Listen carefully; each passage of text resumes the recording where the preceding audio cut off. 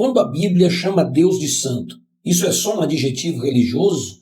Ou é uma revelação da parte de Deus que confronta a nossa vida e reposiciona o nosso coração? Se a base da nossa redenção, justificação e santificação não está em nós e está em Cristo, por que ainda tentamos merecer aquilo que foi conquistado na cruz do Calvário? Se o Verbo encarnado escolheu depender do Espírito, se a missão do Espírito é glorificar a Cristo, a grande pergunta é: como é que a nossa vida tem glorificado a Cristo? São perguntas como essa que nós iremos estudar na nossa 12ª aula desse primeiro trimestre de 2026. E se diga de passagem, o trimestre está acabando. Essa é a penúltima aula, apenas com mais uma aula a gente conclui esse trimestre e já adentra na nossa próxima lição, onde nós estaremos falando sobre a vida de Abraão, Isaac e Jacó, o legado desses 3 homens. Nós iremos mergulhar na história desses homens, homens dos quais o mundo não era digno. Vamos mergulhar aí no livro de Gênesis. Você já pode ir preparando material aí para você já ficar afiado para poder dar as primeiras aulas do próximo trimestre. Então vamos estudar essa penúltima aula. Eu tenho certeza que Deus tem coisas maravilhosas ainda a compartilhar conosco sobre essa doutrina que nós estudamos, que é a doutrina da Trindade. Estamos estudando sobre a Santíssima Trindade, o Deus único, revelado em 3 pessoas eternas. E a aula de hoje nós vamos falar sobre o Filho e o Espírito. E na aula que vem vamos falar sobre a Trindade. Então seja bem-vindo ao nosso canal. Eu sou o pastor Renato Bromochenkel e eu quero convidar você para se inscrever aqui. Dá aquele joinha, faz a sua inscrição, ativa o sininho e vamos juntos mergulhar na palavra de Deus. Então vamos à nossa introdução de hoje. Eu estou com a voz um pouco cansada, né? Meio rouca.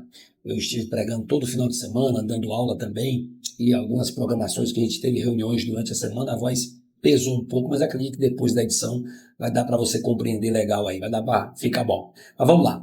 O plano da salvação é uma ação coordenada pela Santíssima Trindade. Não foi apenas uma pessoa da Trindade que trabalhou. O Pai, o Filho e o Espírito Santo esteve atuando para que nós pudéssemos receber a nossa salvação. Desde a concepção do Filho, a obra redentora do Calvário, a ressurreição dentre os mortos, né? O Pai, o Filho e o Espírito atuaram em perfeita unidade para que tudo ocorresse e acontecesse, para que recebêssemos a nossa salvação. E é isso que nós vamos provar para você hoje dentro das Escrituras. Então essa revelação, ela revela como o Espírito Santo participa ativamente da encarnação, capacitando a exaltação do Filho e mostrando a resposta esperada do crente à obra da redenção. Então eu espero que você compreenda bem e consiga entender a participação da Trindade, tanto Pai, Filho e Espírito Santo, em todas as áreas da atuação das Escrituras e também da salvação. Vamos ao nosso primeiro ponto, o Espírito Santo e a concepção do Filho. No primeiro tópico, nós vamos falar sobre o anúncio do nascimento de Jesus. O evangelista Lucas, no capítulo 1, verso 26 e 27, ele narra a visita do anjo Gabriel a Maria em Nazaré, quando ela estava ali, e o texto diz que ainda desposada, ainda não estava casada ainda, então ali marcando o início do cumprimento das promessas messiânicas. Essa mensagem, ela é extraordinária, é muito direta. Olha o que diz em Lucas capítulo 1, verso 31. E eis que você ficará grávida, dará à luz um filho, a quem chamará pelo nome de Jesus. Então veja que o anjo revela a identidade divina e o destino real da criança, mostrando que, dizendo, este será grande e será chamado Filho do Altíssimo, está no verso 32 de Lucas capítulo 1. Então, essa anunciação, ela não é apenas um convite, mas é a irrupção do Verbo eterno na cronologia humana, inaugurando a plenitude dos tempos. Aquele texto onde Paulo diz que Deus, na plenitude dos tempos, ou no tempo certo, ele envia o seu Filho para salvar e resgatar o homem dos seus pecados.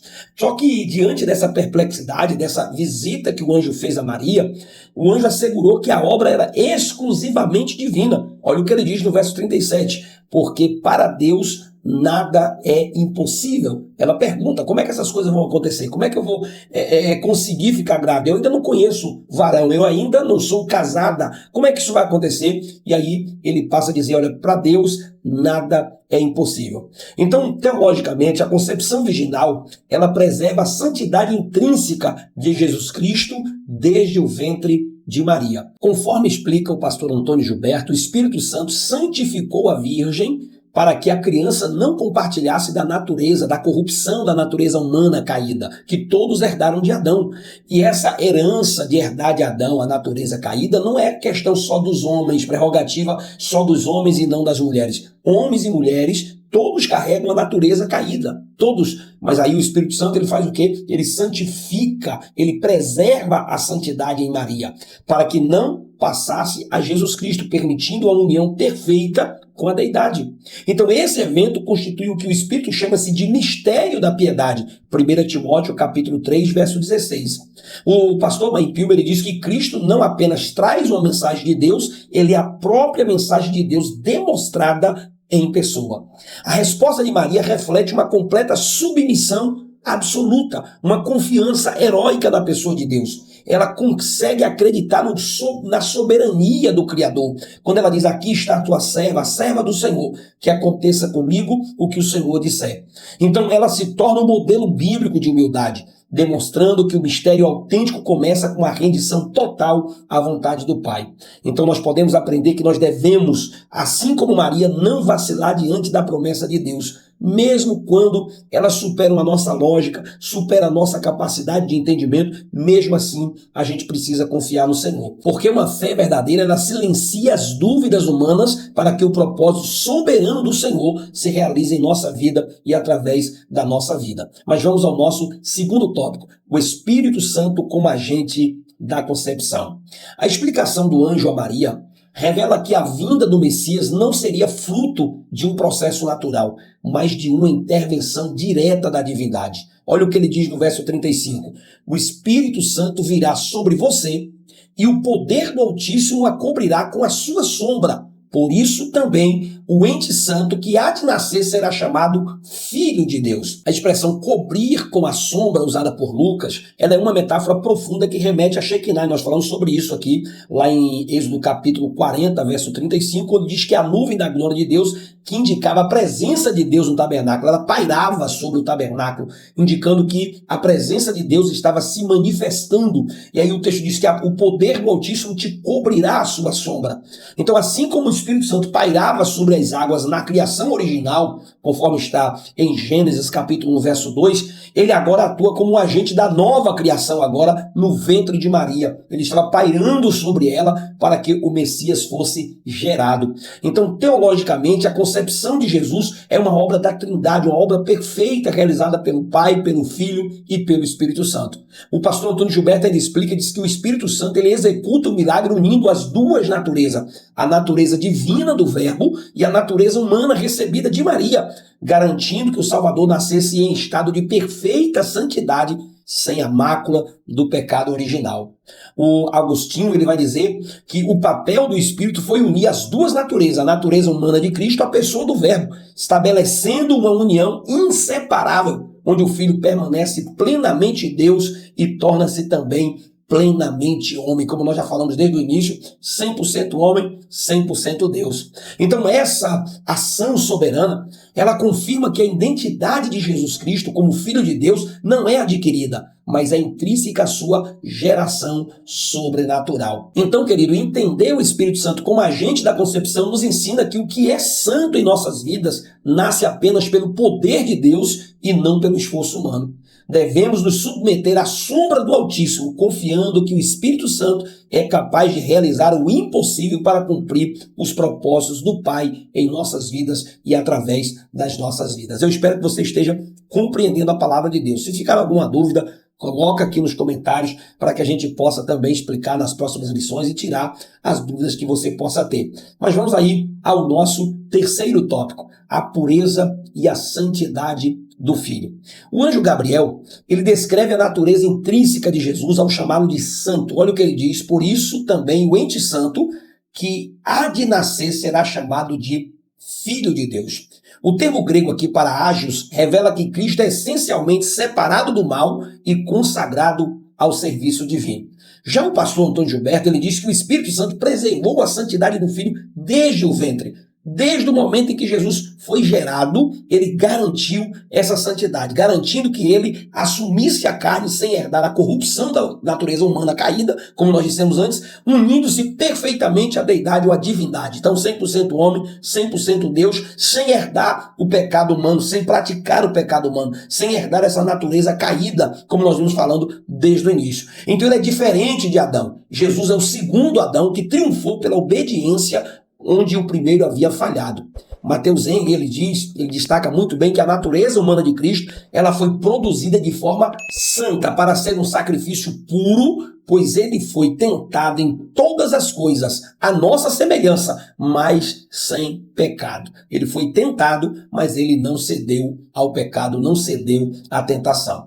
E a Bíblia diz que ele cumpriu integralmente as exigências divinas. Olha o que diz Mateus 5, verso 17. Não pense que vim revogar a lei ou os profetas. Não vim para revogar, mas para cumprir. Conforme explica o pastor Heber Campos, sua vida sem pecado qualificou como Cordeiro perfeito. Aquele que veio perfeitamente cumprir tudo o que precisava para que nós pudéssemos ter o direito à vida eterna, ter o direito à salvação. E essa pureza de Cristo, ela é fundamental para a nossa redenção, pois fomos santificados mediante a oferta que ele fez com o seu próprio corpo, feito uma vez por todas. É o que diz Hebreus capítulo 10, verso de número 10. Nós fomos resgatados por esse precioso sangue que ele verteu da cruz do Calvário, como de um cordeiro sem defeito e também sem mácula.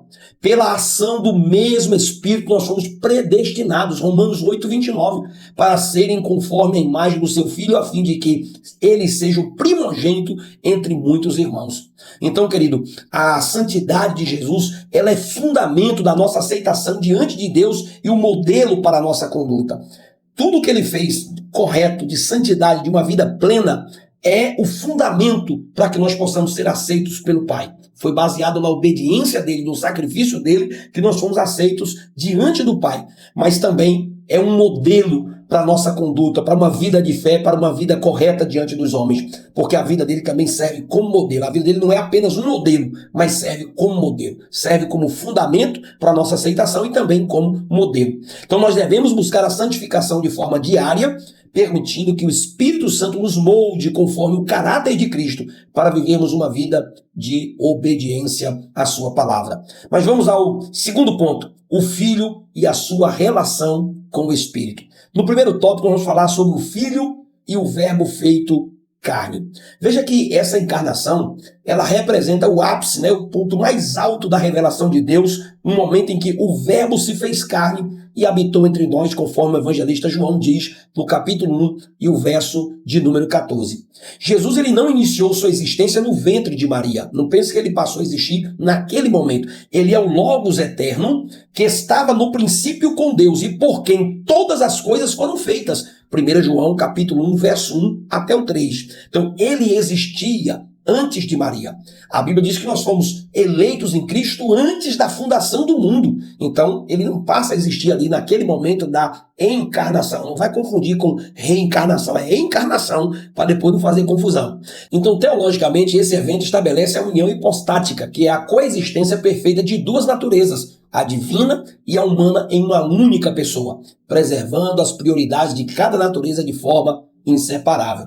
Então, ao chegar, como diz a Bíblia, a plenitude do tempo, Deus enviou o seu Filho nascido de mulher, Gálatas capítulo 4, verso 4, para cumprir o plano redentor da eternidade. Então, nesse processo, Cristo realizou aquilo que nós chamamos de kenosis, ou kenosis, que é o esvaziamento voluntário de suas prerrogativas e glória celestial, assumindo a forma de servo e as limitações humanas sem jamais renunciar à sua deidade. Eu ouvi uma ilustração dita por um historiador num podcast, e ele faz o seguinte comentário, ele conta nessa ilustração, que imagine uma pessoa que tem um Porsche, um carro caríssimo, potente, com todos os poderes, a potência que um carro desse tem, e essa pessoa, de repente, decide andar no sol quente, no sol escaldante, ao lado de um amigo que tem fobia de carro.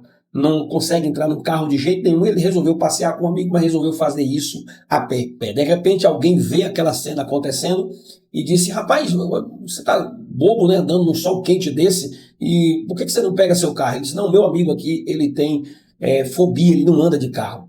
E aí ele começa a explicar, olha, eu ainda tenho meu carro está na garagem, mas eu resolvi descer e andar a pé junto com o meu amigo.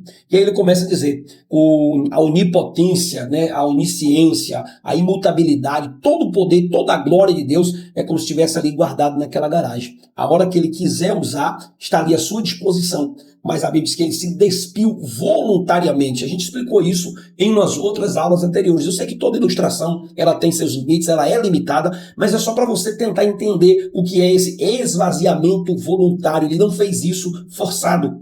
O próprio pastor Antônio Gilberto ele diz que Jesus optou por não usar seus atributos divinos de forma independente, escolhendo viver uma vida de total dependência do Pai pelo Espírito Santo.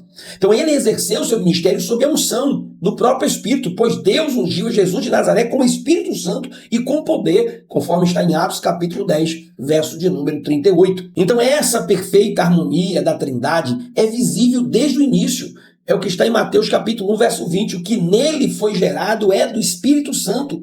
Então, querido, a vida de Jesus nos ensina que a eficácia cristã não provém da força própria, mas da dependência contínua do Espírito Santo. Nós devemos submeter a nossa vontade à vontade do Pai, confiando que o Espírito nos capacitará para cumprir a missão que Ele nos confiou. Mas vamos ainda ao nosso segundo tópico, o Espírito capacita o Filho. Embora plenamente Deus, Jesus ele escolheu atuar na terra sob a total dependência do Espírito Santo, estabelecendo assim o modelo perfeito da submissão humana. Então, como eu disse a princípio, Jesus ele tanto é o sacrifício perfeito, né, que é oferecido, o fundamento da nossa santificação, da nossa redenção, mas ele também é um modelo perfeito para ser vivido, para ser praticado, um exemplo de vida. Ele não pode ser colocado só como exemplo de vida, como alguns querem dizer. Não, Jesus é um cara que amou as pessoas, é um exemplo. Não, ele não é só um exemplo, ele também é um sacrifício vicário de Deus pela nossa redenção e também modelo perfeito. O texto bíblico afirma em João capítulo 3, verso 34, que aquele que Deus enviou fala as palavras de Deus,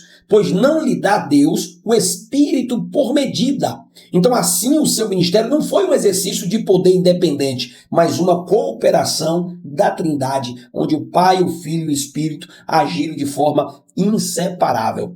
E as próprias manifestações, né, que está em Lucas capítulo 5, verso 17, diz, o poder do Senhor estava com ele para curar. Até no momento da cura, da ressurreição, dos milagres, em cada ação ali estava a realização, a plenitude, né, do Pai, do Filho e do Espírito Santo. Os exorcismos, né, as libertações que eram realizadas, diz que fez pelo dedo de Deus. Lucas 11, verso 20, demonstrando que a unção era o motor da sua missão, era a base da sua missão. Não era Jesus agindo independentemente. Então, teologicamente, essa dependência é fruto justamente dessa kenosis, desse esvaziamento da Trindade, onde o Pai, o Filho e o Espírito Santo estavam trabalhando juntos na redenção do ser humano. O pastor Antônio Gilberto ele diz que Jesus abriu mão do exercício independente dos seus atributos para viver como um homem cheio do Espírito, sem jamais deixar de ser divino, sem jamais deixar de ser Deus, sem jamais perder o que tinha. Lembra da ilustração que eu falei da garagem? Deixou lá na garagem? Pois é. Então ele cumpriu a promessa messiânica quando ele declarou: o Espírito do Senhor está sobre mim, porque ele me ungiu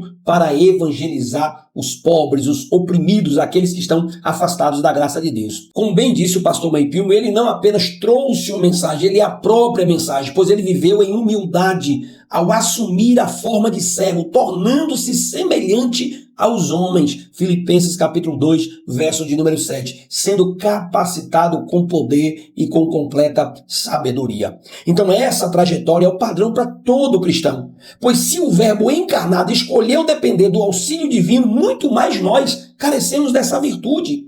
Se o próprio Jesus foi dependente do Espírito Santo, dependeu do Espírito Santo para viver, para agir, para cumprir o seu ministério, quanto mais nós, meros seres humanos mortais, completamente inclinados para o pecado, somente o Espírito Santo é capaz de nos fortalecer, de nos capacitar para viver uma vida plena na presença de Deus. O teólogo Stanley Horton ele diz que a obra do Espírito é uma capacitação permanente para o serviço. Olha o que diz Atos capítulo 1, verso 8, mas vocês receberão poder ao descer sobre vós o Espírito Santo e vocês serão minhas testemunhas. Então, querido, a eficácia do reino de Deus, ela não provém de talentos naturais, mas da unção do Espírito Santo. Não é a minha capacidade, não é o meu intelecto, os meus talentos que vão fazer a obra de Deus acontecer, mas é a capacitação, é a unção do Espírito Santo. Ele vai usar os meus talentos, sim, mas é a unção do Espírito Santo que faz a diferença. Então nós devemos renunciar à autossuficiência e buscar diariamente o revestimento de poder para que nós possamos cumprir a nossa missão com autoridade, com humildade e com submissão. Vamos agora ao nosso terceiro tópico, o Filho e o poder do Espírito Santo. O mistério de Jesus Cristo é o exemplo supremo da perfeita cooperação da Trindade na redenção.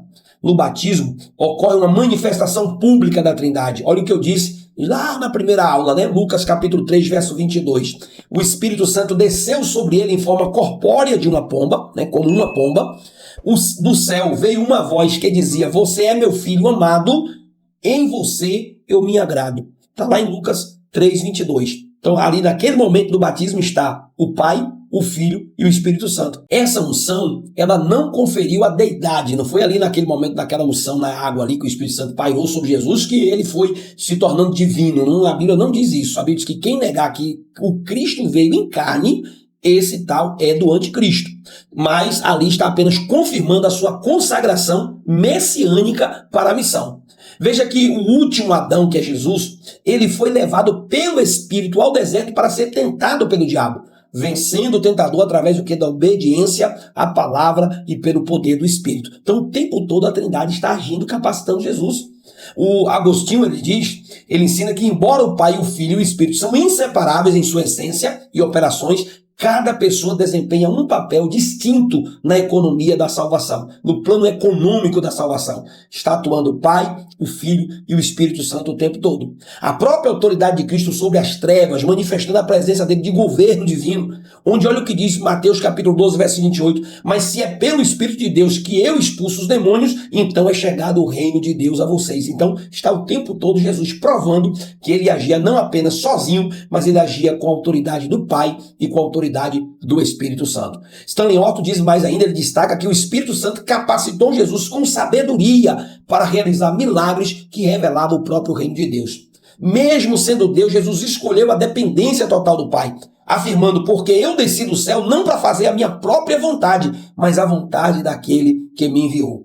Na cruz, ele, pelo Espírito Eterno, a si mesmo se ofereceu sem mácula ao nosso Deus, conforme está em Hebreus capítulo 9, verso de número 14. E aí Maier me confirma, ele explica que o Espírito manteve diante de Cristo as exigências divinas e inflamou ele de amor para consumar o sacrifício, para que nós pudéssemos ter a vitória final que foi selada quando Deus o ressuscitou por meio do seu Espírito que habita em vocês, conforme está em Romanos capítulo 8, verso de número 11. Então você percebe aqui nesse ponto que o tempo todo o Espírito Santo estava capacitando, atuando junto com Cristo na obra da redenção. Então a vida de Jesus nos ensina que o mistério cristão autêntico só é possível mediante a unção do alto. Não tem como você exercer seu ministério plenamente aqui na terra, aquilo que Deus te confiou, se não for pela unção do Espírito Santo. Então nós devemos renunciar qualquer autossuficiência, qualquer arrogância, uma vida completamente de renúncia, para que nós possamos praticar obras que venham glorificar o nome do Senhor Jesus. Mas vamos ao nosso terceiro ponto, a Trindade e a missão redentora. No primeiro tópico nós vamos falar sobre o Pai envia o Filho e o Espírito. A redenção, ela é uma iniciativa soberana do Pai, a fonte originadora que planejou a salvação antes da fundação do mundo. Está lá em João capítulo 3, verso 16, que Deus amou o mundo de tal maneira que deu o seu Filho unigênito para que todo aquele que nele crê não pereça, mas tenha vida.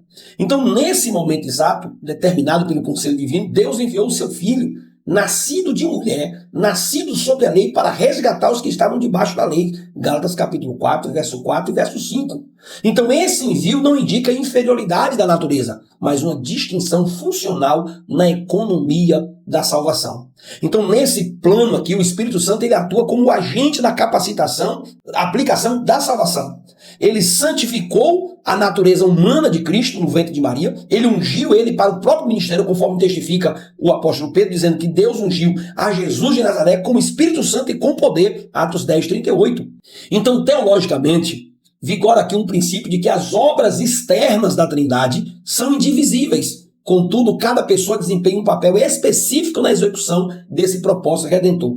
É a Trindade, o Pai, Deus Filho, Deus Espírito Santo, agindo o tempo todo em cooperação, de forma mútua, mas cada um cumpriu um propósito no plano de redenção, no plano de salvação. O teólogo Irineu de Leão, ele ilustra essa unidade, né, do Filho e do Espírito como se fossem as duas mãos de Deus agindo, operando simultaneamente a restauração do homem. Então essa harmonia da Trindade revelada em 1 Pedro 1:2, dizendo que eleitos segundo a presciência do Deus Pai, em santificação do Espírito, para a obediência e aspersão do sangue de Jesus Cristo. Olha a Trindade aqui, o Pai, o Filho e o Espírito Santo se apresentando o tempo todo. O teólogo John Owen, ele explica que nós temos comunhão distinta com cada pessoa da Trindade, pois o Pai comunica a graça com a autoridade original, o Filho como Redentor e o Espírito Santo aplicando, né, a eficácia desse plano nos nossos corações. Então, queridos, reconhecer que o Pai, o Filho e o Espírito Santo cooperam em nosso favor, isso deve gerar segurança, profunda segurança espiritual da nossa vida. Se a Trindade empenhou-se integralmente na redenção, pode ter certeza que a Trindade está atuando também na aplicação, na salvação e na redenção, na recuperação do ser humano. Então você deve viver em total gratidão e dependência ao Pai, ao Filho e ao Espírito Santo. Mas vamos ainda ao nosso segundo tópico. O Espírito revela e exalta o Filho. A missão da terceira pessoa da Trindade revela e exalta o Filho, agindo como elo que torna a obra de Cristo uma realidade viva para a igreja. Olha o que diz João 16, verso 14. Ele foi muito enfático ao declarar: Ele me glorificará, porque receberá do que é meu e anunciará a vocês. O Espírito Santo, querido, ele não busca a autopromoção. A atuação dele é marcada por humildade, uma humildade recatada, operando nos bastidores para que a glória de Cristo brilhe intensamente. Foi o que Jesus disse: Ele me glorificará. Ele revela o plano, a salvação através de Jesus Cristo. Como bem observa o teólogo Roger, ele diz que o Espírito Santo assume uma atitude submissa, semelhante a de um servo, focando exclusivamente em testemunhar a respeito da redenção pelo Redentor. Então, teologicamente, a obra do Espírito é estritamente cristocêntrica, pois ele é o intérprete supremo da revelação de Cristo no coração de cada ser humano. Então veja que essa função é confirmada na própria promessa: quando vier o Consolador, ele dará testemunho de mim. Está lá em João capítulo 15, verso 26. O pastor Stanley Horton, ele explica, né, que o Espírito não substituiu o Senhor, mas o exalta, sendo a própria vida da igreja em sua missão evangelizadora. Então veja que o Espírito Santo está o tempo todo revelando Cristo, mostrando Cristo para a igreja. Então, portanto, a igreja ela deve exercer o discernimento espiritual para avaliar toda a manifestação. Olha o que está em 1 João 4:1. Amados, não creia em qualquer espírito, mas provem os espíritos para ver se procedem de Deus. Porque o espírito que procede de Deus, ele testifica de Cristo, ele glorifica Cristo, ele leva a glorificação de Cristo. Então tem muita coisa que acontece na igreja que às vezes é fruto da carne, da vaidade humana, de comportamento humano e não do Espírito Santo, porque o Espírito Santo, ele leva a igreja a glorificar a Cristo, a glorificação de Cristo e não a glorificação do homem. Se as pessoas estão usando as ferramentas e os elementos de culto para a glorificação pessoal, está desviando do propósito o qual o Espírito Santo foi enviado para a nossa vida.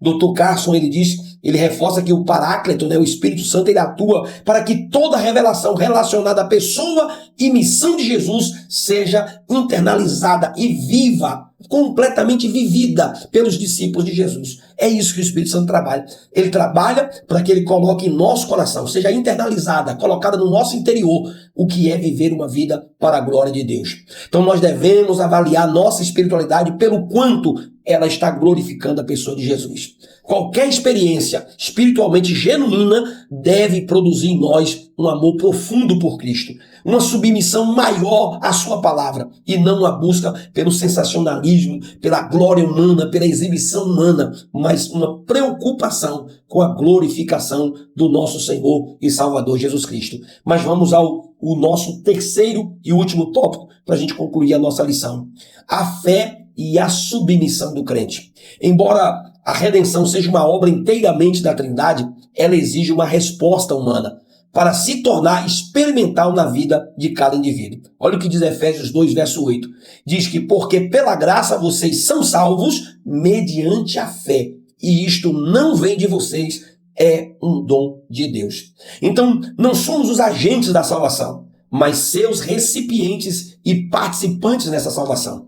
Teologicamente, como observa o autor Norma Gese, a fé não deve ser vista como uma obra meritória, mas sim como a condição necessária para receber o dom gratuito que Deus oferece soberanamente a cada um dos seus filhos. Maria, a mãe de Jesus, é um modelo supremo dessa submissão ao propósito divino. Ao ouvir sobre a concepção miraculosa, ela respondeu: aqui está a sua serva, a serva do Senhor, e que aconteça comigo o que o Senhor disser. A atitude dela demonstra que a fé autêntica envolve confiar com humildade e entrega total ao Senhor, seguindo o próprio princípio que está lá em Salmo 37, verso 5. Entrega o seu caminho ao Senhor, confia nele e o mais ele fará. O pastor Frank Ferreira, ele diz que o evangelho exige que as cosmovisões humanas sejam derrotadas para que a vontade de Deus seja construída em seu lugar através de uma submissão total. Então, toda vez que você confia em Cristo, você está destituindo sua confiança no poder humano. Você está tirando a confiança totalmente de você e depositando a confiança no Senhor. Assim como Cristo viveu uma vida de dependência do Pai, somos chamados a crer, porque para Deus nada é impossível. Então essa resposta salvífica, ou a resposta que devemos dar, qual é a resposta que nós devemos dar à salvação? Devemos dar uma resposta de fé. É o que está em Hebreus capítulo 11, verso 6. Sem fé é impossível agradar a Deus. Devemos dar uma resposta através do arrependimento. Está lá em Atos capítulo 17, verso 30. Deus ordena agora que todos, em todos os lugares, se arrependam. E deve ser também uma resposta através da obediência. Sejam praticantes da palavra e não apenas ouvintes. Tiago capítulo 1, verso 22. Então essa deve ser a nossa resposta: fé, arrependimento e obediência de tudo que Deus tem feito em nós através do Espírito Santo. O pastor John Wesley, ele destaca que essa disposição interior que nós temos, através da fé, arrependimento e obediência, ela nos leva a ser gerada em nós pelo Espírito Santo a imagem de Cristo. Então, toda vez que nós entregamos a direção da nossa vida, a dependência da nossa vida nas mãos do Senhor, o Espírito Santo começa a trabalhar em nossas vidas. Então, nós devemos abandonar toda a autossuficiência, cultivar um coração ensinável, um coração que aprende, que se submete à vontade de Deus. A submissão a Deus não é um fardo escravizador, mas um caminho de verdadeira liberdade, onde a nossa vontade se alinha ao plano perfeito do Criador para que nós possamos glorificar a Deus através da nossa vida. Então eu quero concluir essa lição, mas antes da conclusão, só em 3 pontinhos apenas para refrescar sua memória de tudo que nós estudamos. Mas antes, você faz aí aquele joinha, faz a sua inscrição, ativa o sininho, deixa um comentário pela participação que você teve aqui na nossa aula de hoje. E eu quero concluir dizendo que eu reitero nessa noite que a redenção é uma obra da Trindade, que revela a perfeita unidade e cooperação entre o Pai, o Filho e o Espírito Santo. Foi isso que nós tratamos nessa noite. Nós aprendemos nessa aula que o Filho, embora sendo Deus, ele se submeteu ao Pai e agiu no poder do Espírito Santo.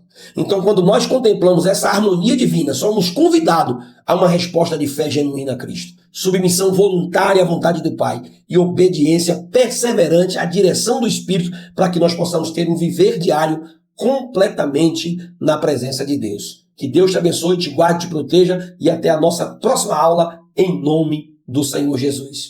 Deus te abençoe.